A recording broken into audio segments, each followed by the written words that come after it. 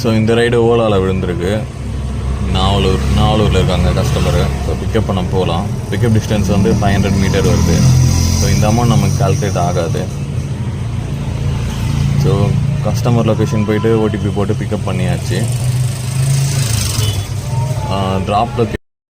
Drop distance வந்து 12 kilometre வருது. So 12 கிலோமீட்டருக்கு என்னவோ அந்த அமௌண்ட் வருதான்ட்டு நம்ம பார்க்கலாம். அந்த கிலோமீட்டருக்கு 12 ரூபா அந்த மாதிரின்ட்டு.